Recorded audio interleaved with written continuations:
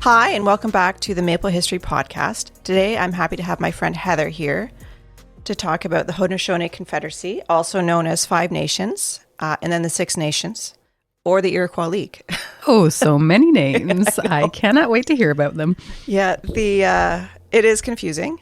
Yeah. So what we're going to talk about today are two foundational stories. The first is the Sky Women story, which I had briefly talked about in the last episode about the Wendat Confederacy. And the second story is the Great Law of Peace. And the dog is in the room, and he's trying to steal our cookies. But we will not let him prevail. No. Henry, behave. Don't even think about it. Actually, this is the first time I've had, so I've set up a little studio, which is my bedroom. It's very cozy and comfy. And it's a little strange having an adult friend in your bedroom.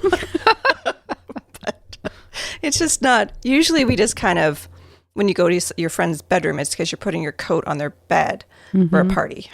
And we are just set right up here. It will be great. Okay, so the history of the Haudenosaunee people has been broken up in three epochs that are based around three prophets. The first epoch is the story of the Sky Woman. Second is the epoch of the League. And the third is the epoch of Handsome Lake. So we are currently in the epoch of Handsome Lake. And Handsome Lake is a person with a great name. I think it's a fabulous name. And he lived in the late 18th, early 19th century. So we won't be talking about him today because his prophecies and teachings relate to the European interactions and the reactions to that. So these are sort of three eras through which the history of these nations is kind of divided up. Yeah. And the ceremonies that they use. Okay. So weird wearing my reading glasses and looking at someone. Anyways. Okay. So one of the challenges of telling these stories is that they are oral traditions that have been written down by historians and anthropologists, which I am now retelling orally. There's an interesting article about the tensions between anthropologists, ethnologists, and the Haudenosaunee people of present day. Some interesting ideas that were discussed about the transference of knowledge. So the knowledge keepers contend that by writing things down, it changes it and can divide the people.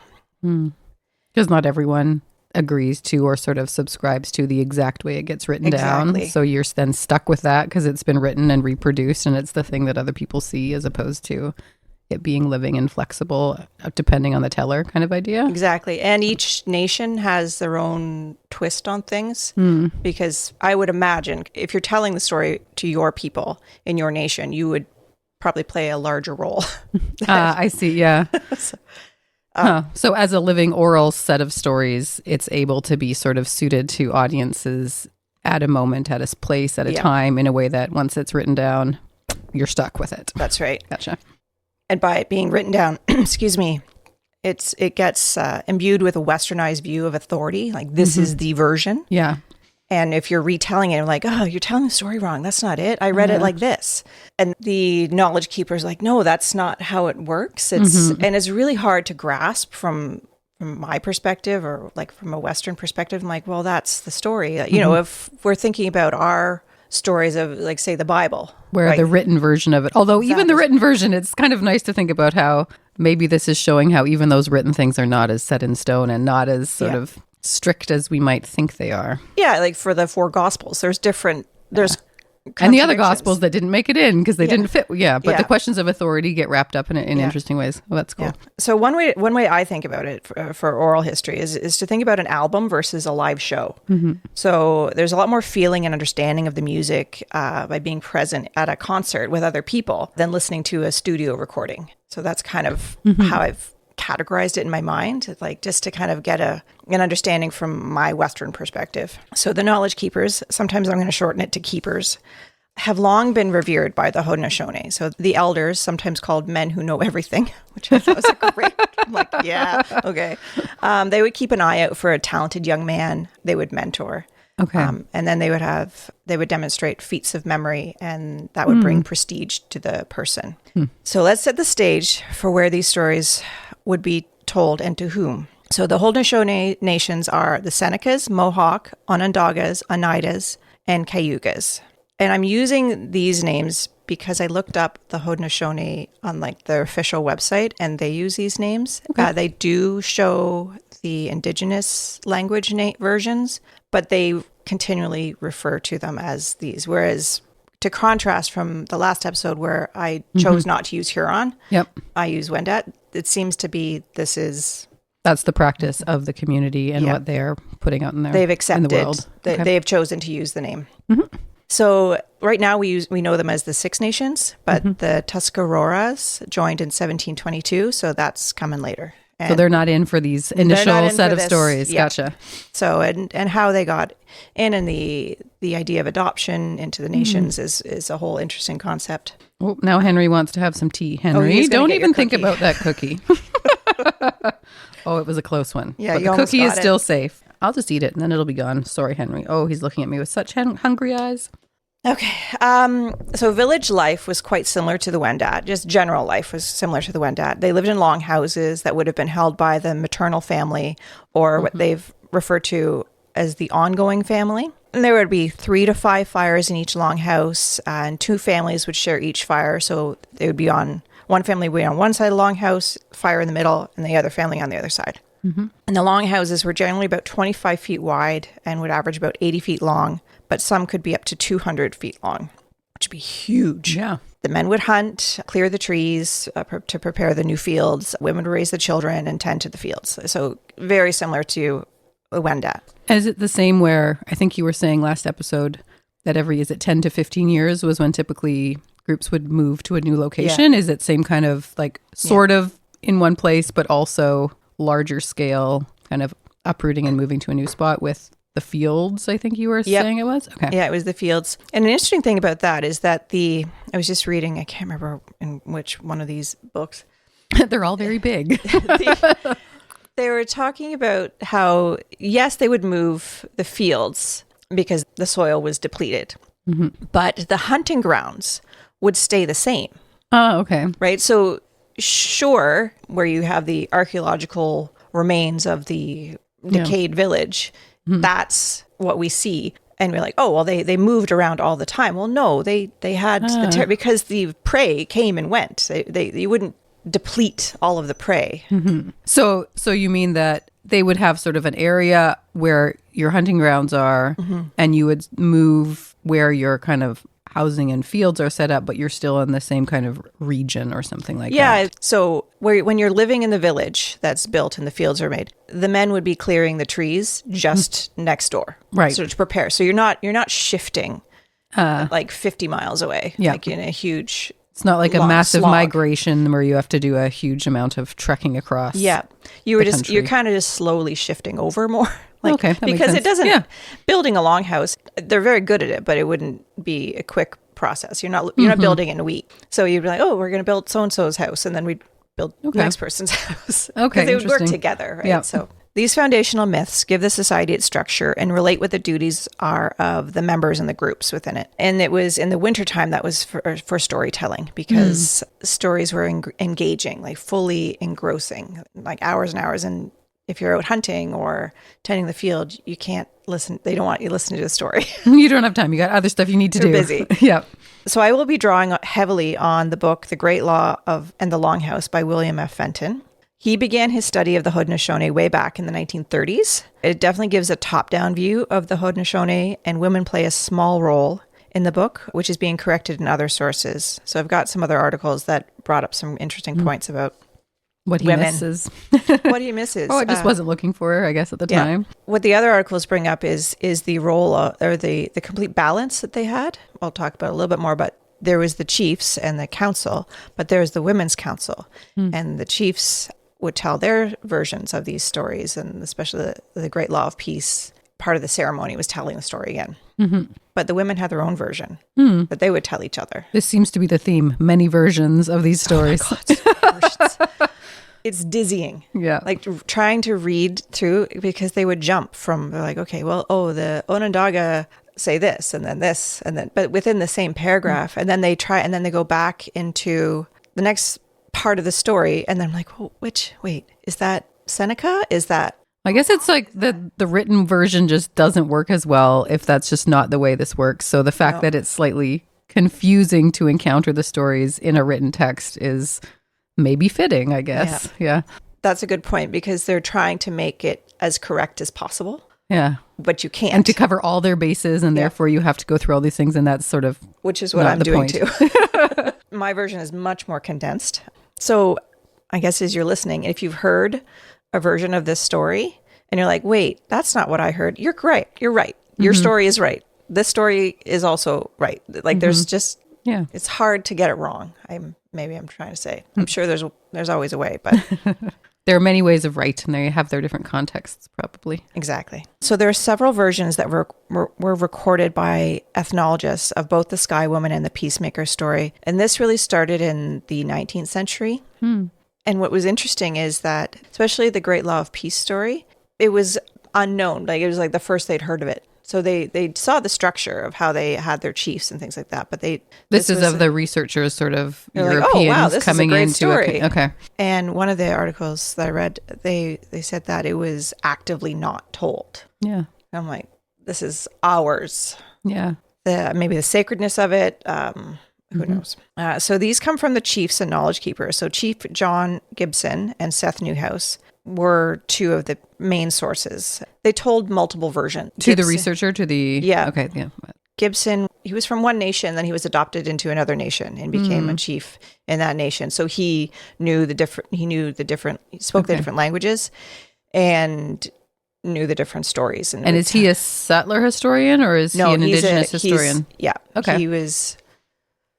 I want to say Oneida and became Mohawk, but I can't remember now. I'd have to look it up. But he was someone who had grown up within these with it. And communities. And he became this renowned knowledge keeper and chief partly because he was blinded in a lacrosse game. Oh, wow. No way. Okay. That's a hardcore lacrosse game. So he being really good at storytelling and he refocused his energies into the stories. Yeah. All right. So as I mentioned, this is not the authoritative version. Please do not take it as such. This is just one of them. If you want to go online, there's some great YouTube videos with different versions. So that's an option. Okay. All right. So let's start with the Sky Woman myth. So it begins in the sky world. There are beings, like human-like beings, so similar, like just gods. And they live very similarly to the way the Haudenosaunee people lived. So they lived in bark-covered lodges, but the only light came from the flowers of the tree of light. There was no sun yet. And one of the versions has Sky Woman have an incestuous relationship with her brother and gets pregnant by combing her hair. And the boy gets sick and dies while she's pregnant. And then in an expanded version of this, the two young people, they don't have that relationship. And they go live with their uncle, who he dies. And the dead were revered, and she would go and visit him. And as in part of this, she received instructions that she's to marry the chief in the next village. And so she dutifully goes and travels to the village to let him, the chief that she's to marry, of the plans. This is what's happening. And as part of the marriage custom, she is to make him a corn porridge. So in the story, this goes awry because she must make this in the nude, and she keeps getting splattered with super hot corn porridge, which leaves her with horrible blisters. Then she and her husband lay down together, feet to feet, and they sit up and their breath mingles and she becomes pregnant. Oh, all right. That's the way to do it. Yeah, one version. So William Fenton, he says that he believes that the indigenous people would have found this very funny. Okay. Because I was like... This is like the family-friendly euphemism version of here's how it all got started. Yeah. Okay. Because they're like, we're like, their feet, huh? Okay. All right, sure. Feet plus breath. Yep. Bing. So the marriage between Sky Woman, also known as Fertile Flower, and Sky Chief, also known as Standing Tree, is a little drama-filled. Sky Chief becomes brooding and jealous and depressed because of Sky Woman's pregnancy, and the community rallies behind him to heal him, and they hold a dream feast. So he has a dream where things are withering and dying, and the flowers on the Tree of Light only produce darkness. In the dream, the Tree of Light is uprooted, and he and his wife sit on the edge of the hole and cast flowers down.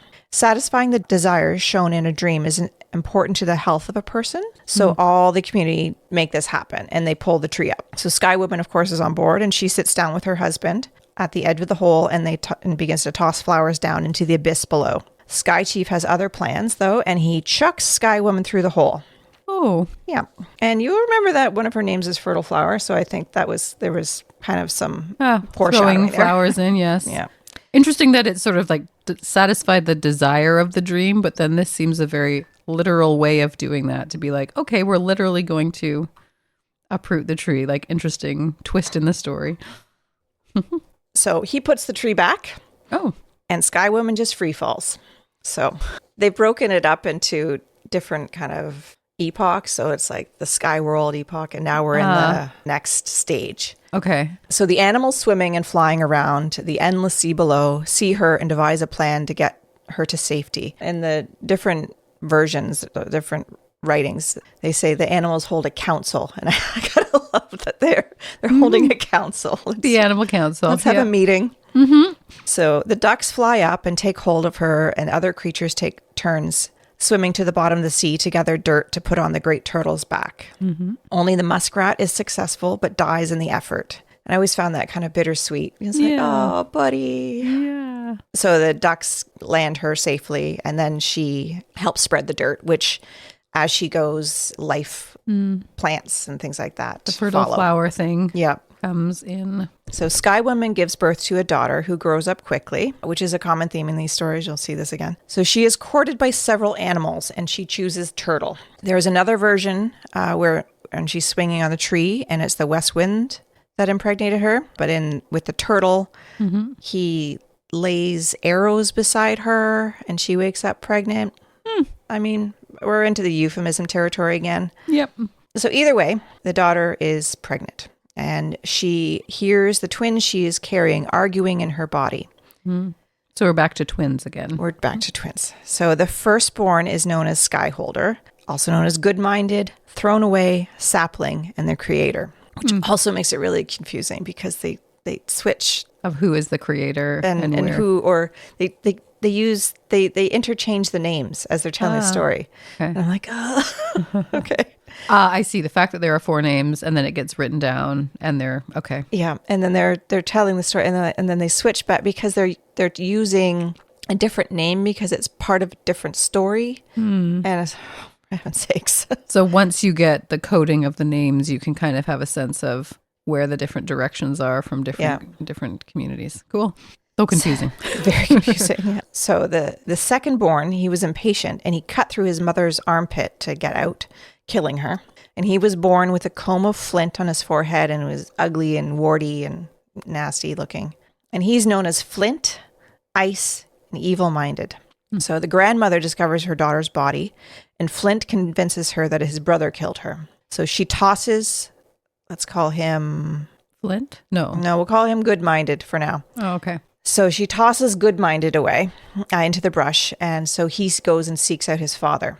So he finds the turtle, and he's called the turtle who holds the earth in his 2 hands, who teaches him skills like fire making, house building, hunting, and gives him corn. So it's kind of his hero's journey, I guess. Mm-hmm. He gets banished, but he ends up in a place where he has guidance. He finds his Yoda. Yeah, okay. So the next stage, he's changed his name. So the Good-Minded, he's now calling himself Sapling, so I'm going to continue with that until then.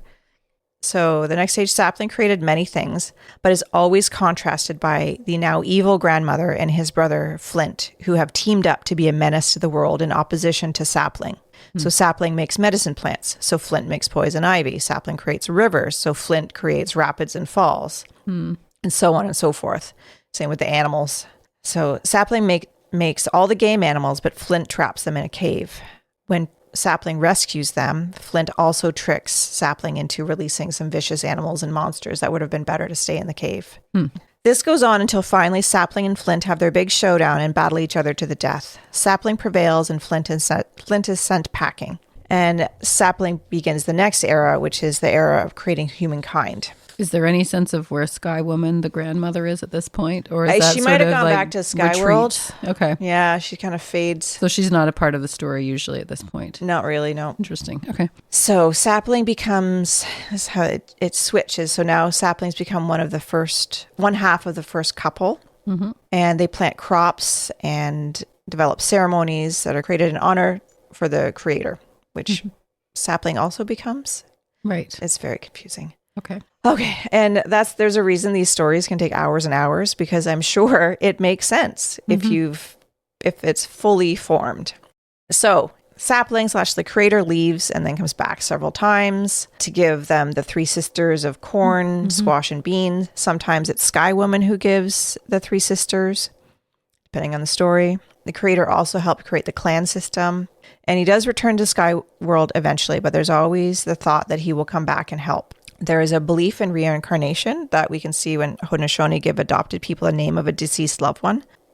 So there's kind of like, they're always kind of there and they can return. Okay. Now, the most important myth that differentiates the Haudenosaunee from the Wendat is the peacemaker myth.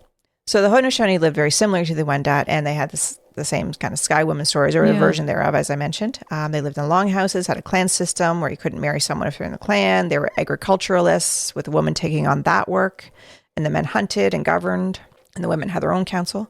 But the Wendat did not have a dramatic origin story for their confederacy. Or if they did, it wasn't recorded. But it was more based on kinship and mutual aid rather than a set, very detailed narrative and constitution. Oh, okay. So the Haudenosaunee nations were surrounded by enemies. The Wendat had allies with the Innu, the Ojibwe, the Petun, Ottawa, and others. On the other hand, the Haudenosaunee were enemies with all of those nations, and then some, including the Mi'kmaq, and more down in the States. So like the Susquehannock and like, nobody seemed to like them. It was... So, and even the name that we grew up knowing the Haudenosaunee by, the Iroquois, was based on a derogatory name in both the Wendat and Algonquin languages, which meant snake. Oh, yeah. I remember you mentioning this. So, yeah, it's like, ooh, that's a bit And harsh. that's the one that made it into sort of the European parlance when they were first meeting up with different groups then. Yeah, because the French met up with the Wendat for the most part. Okay. They also met up, so Cartier met up with this, we called them the St. Lawrence Iroquois, but I don't know how or when that name came to be. Another name that is being used for the St. Lawrence Iroquois that Cartier met kind of at the St. Lawrence there. They are the Stadaconans. Okay. So that's another, because they had one of the villages. So the name that the sort of indigenous name there was very different than the Haudenosaunee. It would have clearly been two different. Yeah. And a lot of people do think, oh, they met the Iroquois. No, they met a different group. But the dialects would have been the same. So the Wendat and the Haudenosaunee speak Iroquoian dialects. So different, but then there's the different versions therein. Yeah. All right. So the need for a bonded and well-structured confederacy seemed to be much more important for the Haudenosaunee. They had no friends. They got to have their group system to face the rest of the world. Yeah. Perhaps as I read more, I can get a better understanding of why they pissed everyone off. But right now, I don't know where that comes from. It's just sort of an assumption that's sort of a baseline. This is how it is. Yeah. And all of the stuff you've been reading. At war. Yeah. Forever. But the connections between the Wendat and the Haudenosaunee are continuous. Like I'll get to it, but I'm going to spoiler here. But the great peacemaker, he's Wendat. So I'm like, okay. But it didn't say why he chose to do that. Okay. Like why he came to the Haudenosaunee people to create this peaceful alliance amongst these just five with nations. Among the five nations, not between them and other groups in the area, just sort of internally within that group. Yeah. I'm like, okay. Why is he Wendat? Sure. All right. So the Great Law of Peace. This is quite an epic. So the story opens with people and nations at war. There's fierce fighting among the nations and within the nations. Basically, everybody's fighting. It's just brutal warfare. People are being killed all the time. Cannibalism is rampant, and there are many refugees of some of the male hunters and the female agriculturists who are trying to escape the violence and find some peace to raise their crops and live. In the article A Sign in the Sky, dating the League of the Haudenosaunee, Barbara Mann and Jerry Fields, they talk about what the wars were really about, and that it was an ideological war between hunters, kind of the traditional hunters, versus newly empowered agriculturalists. And this was the context for the constant warfare going on as the background or sort of starting point for the Great Peace story. And the cannibalism was part of that. Okay. And cannibalism is like fully taking power of the person. Yeah. Of the enemy or perceived enemy. And is this the one that you were saying earlier is the story that was deliberately withheld and not told to Europeans coming through? So then is it a relatively recent thing that versions of it have been like available and written down for like people like you interested in learning more? And is it harder to find them, or does it seem like it's more sort of open to those being available now? This was so that the same time they wrote down the Sky Woman story, they wrote down the Great Law of Peace. So it was both in the 19th century and early 20th century. So it was like late 19th. Okay. So in the earlier like arrival of Europeans, you wouldn't see it. But then by the time you get to the 19th and 20th century, that's when you're getting written versions of it circulating more widely. Okay, cool. And one of the people wrote that the idea of nationalism was becoming very popular in the mid-19th century. So post-Napoleon and the 1848 revolutions and different things. So that could be where the interest came from, maybe from the ethnologists. We're like, ooh, how did this came to be? Because the Haudenosaunee Nation, they had just kept on doing their thing. They just didn't write it down. Yeah. But now there might be more of a sort of interest in pursuing that and seeing like, hey, can we find out what nation means over here? That's because it's becoming much more of it's kind of a pressing concept that everyone wants to know about. How interesting. Yeah. Because even on PBS, they're saying things like, this is the first democratic government in North America, which I'm not disagreeing with or disputing. And then they're saying that it influenced Jefferson. Okay. And I'm like, I the lines of sort of causality there seem less clear to you. Yeah. How would he know? I mean, maybe just knowing that they had a nation, but they wouldn't have known the story, right? So they couldn't have used the full story. Because the story was not a thing that was told at the time. Yeah. They just would have seen in like the practical. So they would have seen it existing at that moment, but they wouldn't have known sort of the lore and the stories that kind of grounded it. Yeah, and the ceremonies and things like that. So they would have been like, oh yeah, well they have a nation. These 5 nations are together. They knew that. They definitely knew that. So to make that connection, it's a little like, like they wouldn't have known that they had this constitution. And the structure of how they conducted conflicts and things like that. So all of that was woven into the story, and not things that were sort of communicated outwardly. Yeah, they just would have lived it. Yeah. Okay. And the people and the Haudenosaunee chiefs and the clan mothers, they would have known this, but they wouldn't like. You're not one of us. You're not. You don't get to know this. Yeah. Okay. Yeah. So we've got the scene where, it's like chaos all around, battles and brutal killings and eating of people, which is horrible. So 2 of these refugees are a mother. I'm going to say it's an indigenous name, Kahetokatha, which means end of the field, and her daughter, Kahetasuk, which means she walks ahead. And they were living in Wendake, which is the Wendat territory. So that was kind of what they called it. And they kept themselves totally isolated. But the daughter mysteriously becomes pregnant. So it must have been some feet again. Feet or arrows laid beside her, or who knows. Yep. Or the wind came by. So her mother was upset by this, but she had a dream. And in that dream, she was informed that the baby would be special and would bring lasting peace. So this baby is Daganawida, who will become the peacemaker. I'm not going to use the name Daganawida anymore because that's considered a sacred name. Okay. So he's peacemaker from now on. Okay. In some versions, the mother and daughter try to drown the baby, but he kept popping back up into their house alive and well. They tried this 3 times, but he survived them, which showed his great positive spirit power. Whether it is the version where they tried to drown him or the version where he was lovingly reared, he grew to adulthood quickly. which is a common story trope in Haudenosaunee myth. Fast forward. Blah, blah, blah. Yeah. Grown up. Okay. Yep. And they use it in soap operas today. So little kids aren't great movers of plots.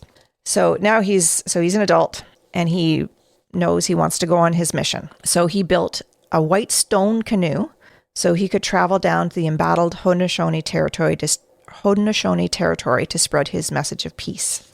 So it's this white glittering stone canoe. Stone canoe, Yeah. not the typical material one thinks of. No. So first he went to the Mohawk territory and told him his peace message.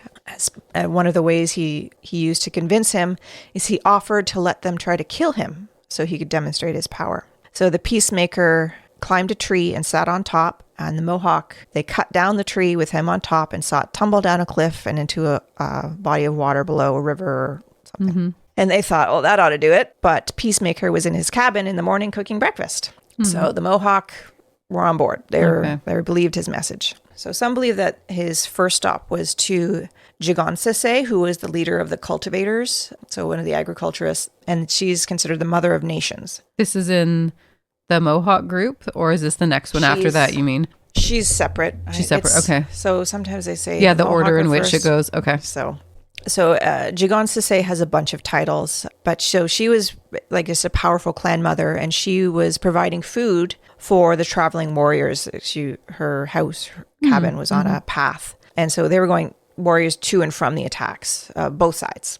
Okay, so she is providing food to whomever, regardless of what their alliance is. That's right. So she sort of stands apart from any of the strict sort of like one clan, other clan, one group, other group. Okay. But she's still supporting the warfare.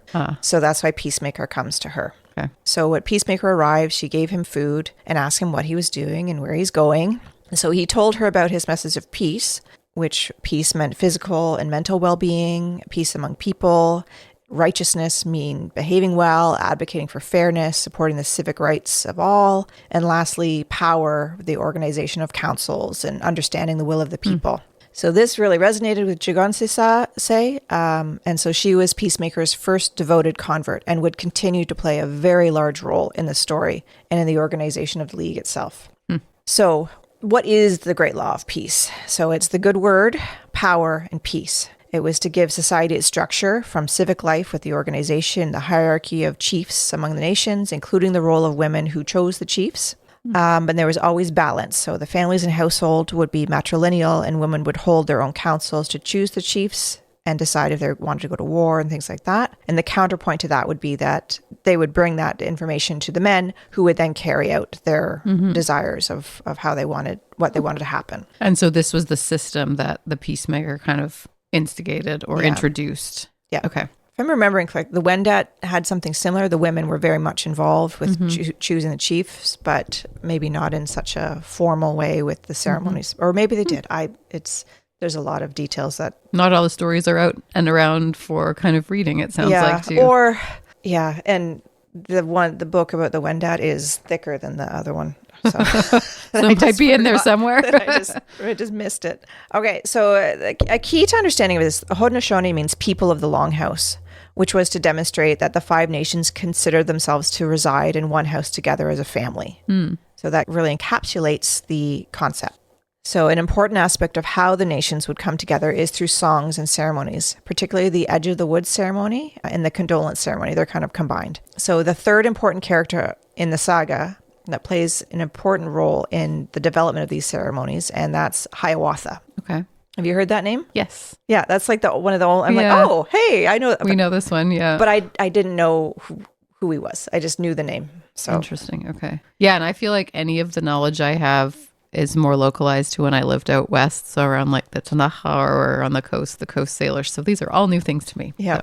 So Peacemaker leaves Jigonsasa to continue his travels and to spread his message. And Jigonsasa, she stays around and she evangelizes to all the people who are coming to. And that probably works real well if there's a lot of people coming by. That's right. Yeah, it spreads widely. She's a good candidate. Exactly. So Peacemaker learns of a warrior named Hiawatha, who is a cannibal in most stories. Peacemaker sees Hiawatha dragging a human body home to eat and climbs to the top of Hiawatha's house to watch and to find his moment to approach this dangerous man. Hiawatha prepares the body and begins cooking bits of it in the pot. And when he's ready to eat, he sets the pot down and sees Peacemaker's reflection looking back at him. This shocks him because he thinks it's his own face, but it is so beautiful. So he has a revelation that this beautiful face that he has cannot belong to a cannibal. And so Peacemaker sees his moment to approach Hiawatha to give him the message of peace. Together they go hunting and they get a deer, they bring it back and they eat together. And Peacemaker told Hiawatha that deer meat was what humans were meant to eat, not each other, which is a pretty straightforward message to start off with. So again, not all messages have Hiawatha as a cannibal. So if you prefer a version with less cannibalism, it's out there as well. You can find it. So the most dramatic part of Hiawatha's story is the loss of his beloved daughters. Sometimes it's his wife in different versions, but mostly it's his daughters. Sometimes it's 7, sometimes it's 3. So through a mysterious illness, or perhaps by an evil shaman, he kills 2 of his daughters, and then a third was trampled to death when people rushed to view a giant bird coming from the sky world. Yeah. So one way or another, all of his daughters have died, and he is bereft with grief. And this is before or after the meeting with Peace? I think it's after. It's very... So it's not sort of like the origin story of why he is a warrior. It's something that is after the fact, or... I mean, I'm not sure if it needs to be that strict of a timeline. Just curious if it's part of the causality of like how this warrior came to be, or just part of the lore of who this person is in general. I had the same question because I tried to pick it apart. Seems that he was the warrior and I guess he had this family already. And then this happened after he met Peacemaker. Okay. If I'm wrong, people can send a comment or an email, but it's maybe there's different versions. Don't know. All right. His daughters are all dead and he is wandering the territory in deep despair, and he comes upon a lake, and the ducks see him and they fly off all of a sudden, and they took the water with them. I like that the ducks are back. We had the ducks before. I like that we've got ducks again. It's continuity. So when the ducks fly off, they take all the water and they reveal a layer of shells beneath. And so Hiawatha takes these shells and he calls them wampum, and he strings them together. Okay. And so he's stringing this wampum deep in grief, and he puts them on a pole, and he's sitting mourning, just devastated. And is this the first time sort of the wampum comes into the stories? Okay. Yeah. So this is where wampum the comes wampum from. Belt treaties and things. Okay. And even though wampum, I think, comes from more like East Coast, it's made, I think, I forget, might be the Susquehannock people. Okay. Like it's part of the trade, like in the trade, the trade system. Okay. That so it's not a thing that typically is found at the bottom of all the lakes. No, I don't think it's in Lake Ontario. But it's a thing that comes and is sort of seen as significant or something like that. Yeah. Okay. So he's grieving, and he's saying that if anyone was grieving like him, he would offer them the condolence of wampum and bring comfort to them to help them move forward unburdened. And Hiawatha was spreading his message about condolence wampum, but he himself was still in deep sorrow. So the Peacemaker saw his tobacco smoke piercing the sky in prayer and went to him. And Hiawatha was saying, "This is what I would do if I found anyone burdened with grief." So the Peacemaker stepped forward, wiped the tears from his eyes so he could see again, lifted the blockages from his ears so he could hear again, and lifted the blockages from his throat so he could speak again. And this is the start of the condolence ceremony. And that's integral to installing new chiefs in the Haudenosaunee Confederacy. So it becomes part of the system. There's like the ceremonies for people assuming positions of power. Interesting. So now that Hiawatha was cleared of his grief by the condolence ceremony, he was able to continue being Peacemaker's chief spokesperson in sharing his message of peace. And one version I read is that Peacemaker had a speech impediment, so that's why he needed Hiawatha to be his voice. The voice. Okay. Yeah. And the woman whose name I am blanking on. Jigansase. So finding people to be the spokespeople for the message. Yeah. Oh, very cool. Yeah. In other versions, it's just, they're just a team. Okay. So then they go on to the Senecas, and they're not ready to join. They're holding up the agreements, or they're in negotiations. So all this isn't happening in like a month. This is happening over an extended period of time. Yeah. Okay. So the Seneca are holding up these agreements and not wanting to ratify the Constitution. So there's something holding them back. And the Peacemaker is trying to negotiate with them, talk to them, and convince them of his message. And so he told them to watch for a sign in the sky.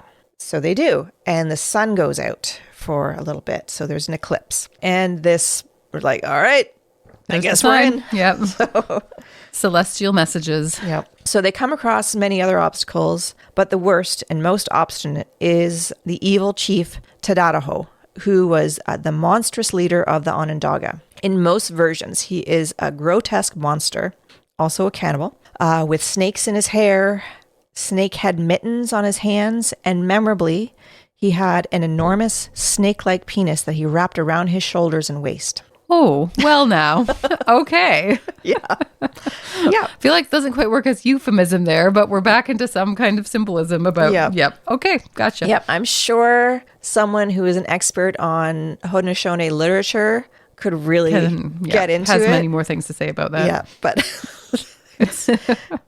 like Fenton talked about it a little bit, that it might be a reference to sexual violence in the world, which is very much not something that happens amongst Indigenous people. Is very frowned upon. Is not the right term. But you even talked that it wasn't the type of taboo as well.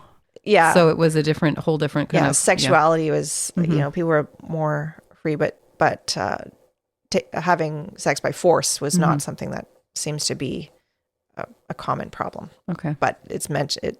It's a possibility. Whether it's as a possibility, that could just be historian's interpretation. I don't know.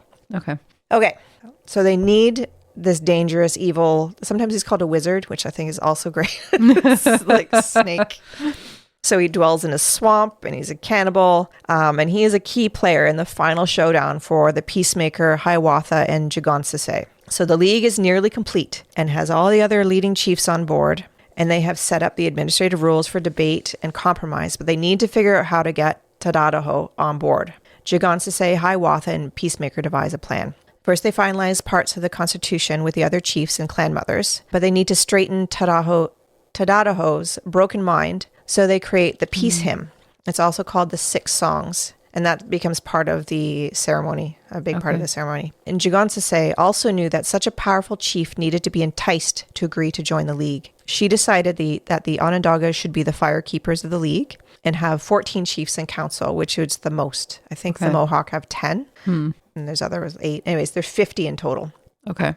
So dividing out who has the chiefs is part of the sort of power negotiations for figuring out the balance of the overall. Right. And Jigonsase takes the main role in this, and she's the determining factor of how this is really going to happen. So with their plan ready and their song and everything, Hiawatha and the Peacemaker, they go to Tadadaho. In some versions, Peacemaker changes Tadadaho's body from its monstrous form, which could also have included bear claws for feet, turtle claws for hands, and we cannot forget whatever was going on with the penis.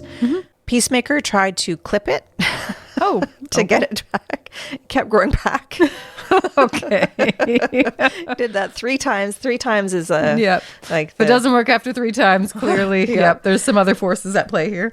And so the other chiefs joined were, I guess they talked to him. They talked it down. I don't know. It was confusing. Another version, Hiawatha, cut the head of it off, and that did the trick. So anyways, Peacemaker seems to take care of the physical deformities, and Hiawatha calmed his mind by combing out the snakes in his hair. Combing out the hair was a common metaphor used to convey the soothing of a troubled mind or figuring out the meaning behind dreams, which I think makes sense because it's meditative and you're being taken care of, right, by someone else. Like if you're brushing someone's hair is a soothing and loving thing to do. So I could see where that comes from.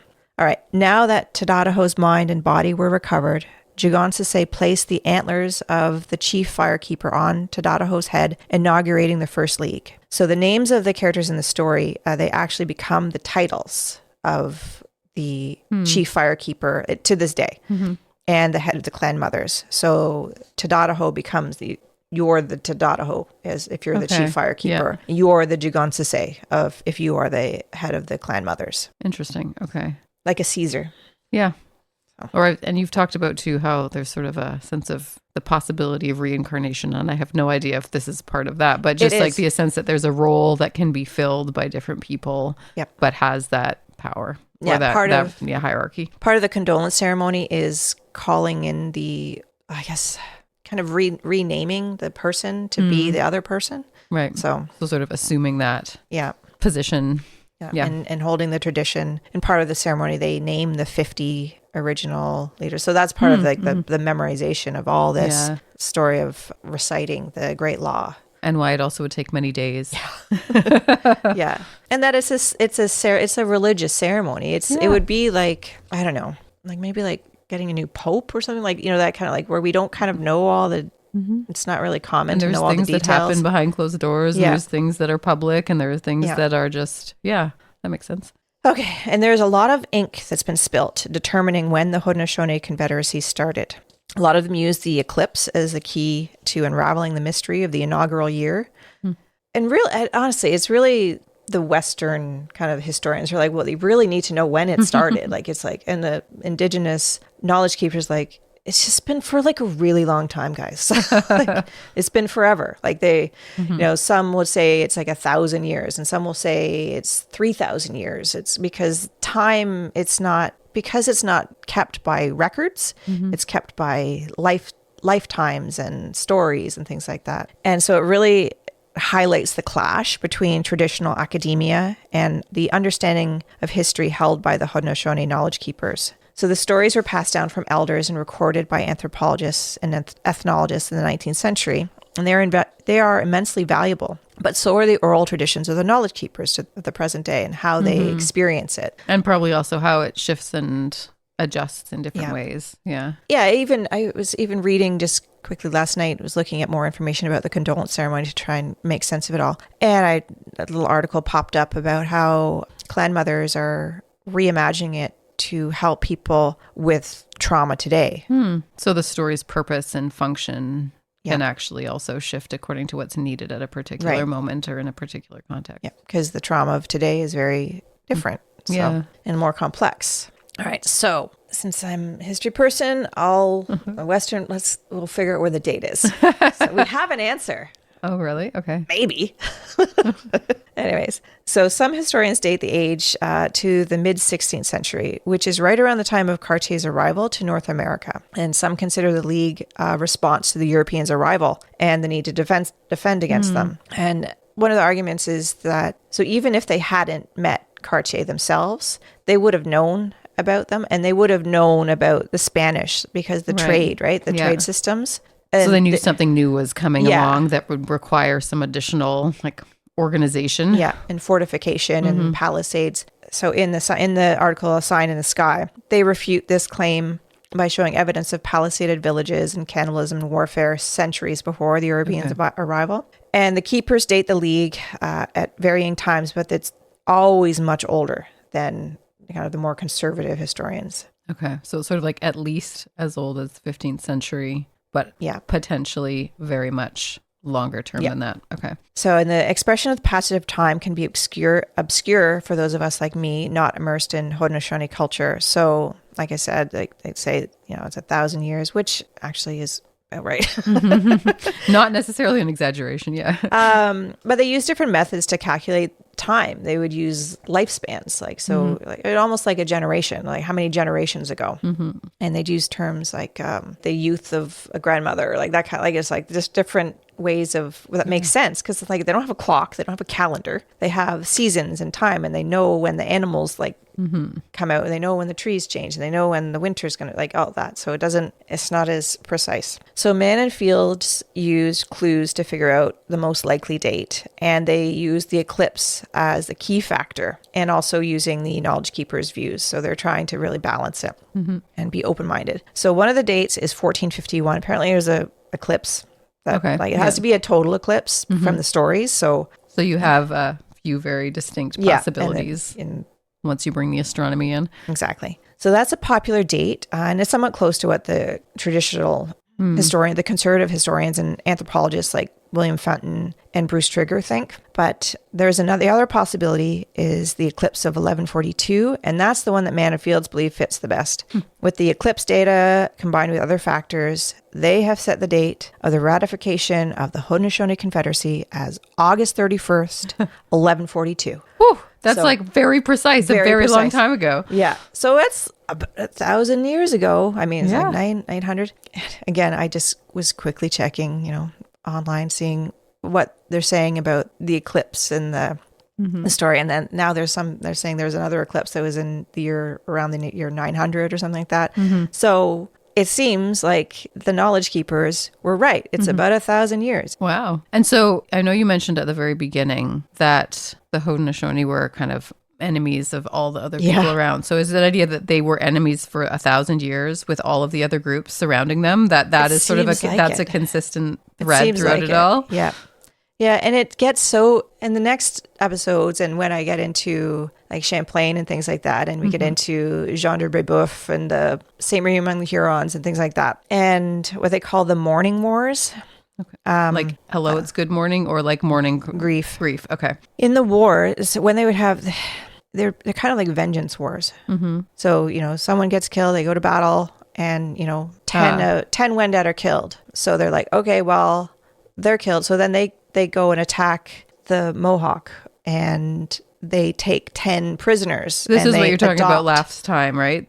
In the last episode, with that sort of like almost trade-off in a certain sense of like equal or balance or something like that. Yeah, and they're balancing. They want and the concept of adoption and the torture, and like sometimes they torture them a bit and then they adopt them into the family and they become devoted members of the family, and then they will then go and fight their former family. It's really, from a Western perspective, it's just like, whoa, that's wild. Like, but it was accepted, and that was part of why the torture and all these things, it was all relevant to their spiritual understanding of how you could be adopted into a family and how you can how like lines of kinship work and how the sort of transfer can happen. And adoption is and they're given a name of a dead person. Right, that's right. I remember you mentioning that. I'm like, oh my gosh.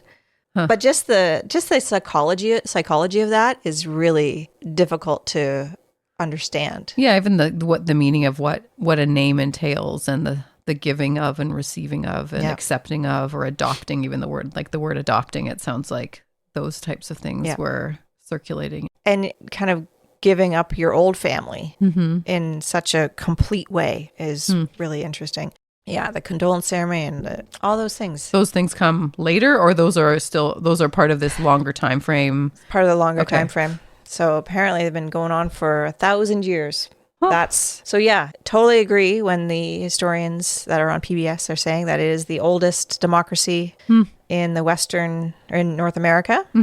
But, if they cribbed off of the Confederacy Constitution to make the American Constitution, so I don't know. I know less about the geography, and I think you might have mentioned this in the earlier episodes, but where is the space exactly that we're talking about here? So the Wendat territory is more on the northern shore of Lake Ontario and to Lake Simcoe and to Georgian Bay. Okay. And Haudenosaunee territory is south of that. And it's flanked by the Hudson River. So not southern Ontario direction, but sort of going farther east and into like upstate New York today. Yeah, in Quebec. Quebec area. So, and then the St. Lawrence would also be one of the boundaries. And so that's why they're going into war with... You've got the back and forth of the river. Wendat. Okay. The Wendat and the Innu and Ojibwe. Okay. Also, the Ojibwe are more to the west a little bit. Yeah, and then to the east of the Wendat, you're getting into Mi'kmaq territory.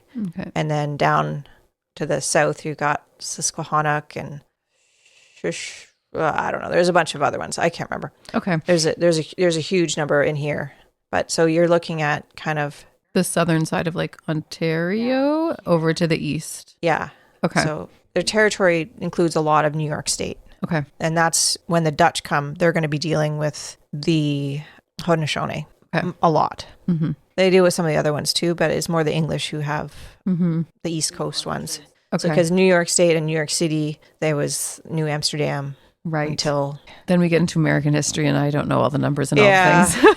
Yeah, and I'll have to get into some of that because the borders aren't there. The border doesn't work the same way at all. Yeah. So because there isn't a border, they're the same, and then eventually there is, and then when it's a hard border, we'll go from there. But that's not until when did the Revolutionary War end? I don't know. Started 1776, right? Sounds right. And then carried on for a while. Let's go go 1780s, and then you get the United Empire Loyalists, and that's when the Haudenosaunee are fighting on different sides. Some are fighting with, and some are fighting against, and so that gets very complicated. And that's when you get into, and after that, that's when you'll get into why Handsome Lake came to give the prophecy for the third epoch. Yeah, to reunite everybody and give the message of how you're going to deal with the problem of the Europeans. Gotcha. And so going way back, is the Sky Woman story also a constant presence throughout that 1,000-year period, or is it something that is earlier than that? Probably older. Okay, because that would be before having the Confederacy stuff. So that one is considered one of the early. Yeah.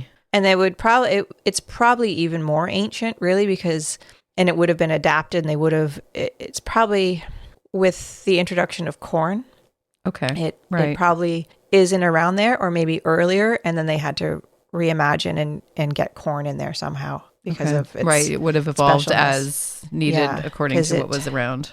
Corn came around I want to say 500 AD. So but it wouldn't have been would have taken a while for it to take over as the main source of food, just because it takes a long time to cultivate, to learn to cultivate in a efficient way, and to cut down forests with no metal tools. Yes. So they had ways. I don't know. I can't remember. I read the way they choke off the tree, and then they hack at it, and then But it's a big process. Yeah, and they have to let the stumps rot, and so it's a long time. And so that kind of gets back to, that would have taken a long time, and that transition would have been slow, and then all of a sudden they're like, oh my gosh, this way of life of corn and beans and squash being the main source of food, which is held by the women, or done by the women, and hunting is more supplementary, which is hunting and warfare are very connected. Right.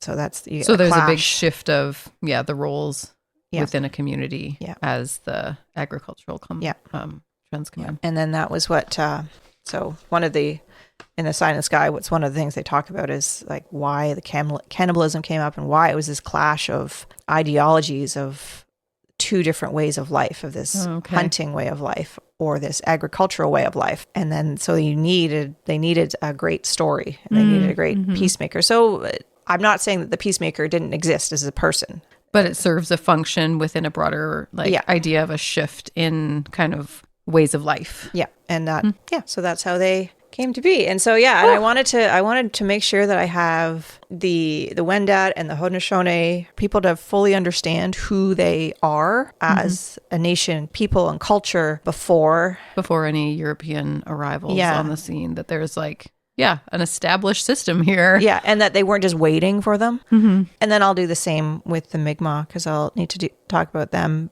because the interaction between the Mi'kmaq and the French is different. It's different, and it goes a little better. And is that what's coming up next? Next is going to be Cartier. Right. And the St. Lawrence Iroquois, aka Stadacona people. And then after that, it's what happened to the Stadacona? Where'd they go? I'll talk about that. Cool. So, yeah. Can't wait. Okay. Thank you very much, Heather. I really appreciate you coming. Thanks for having me. This was so fascinating. Yeah.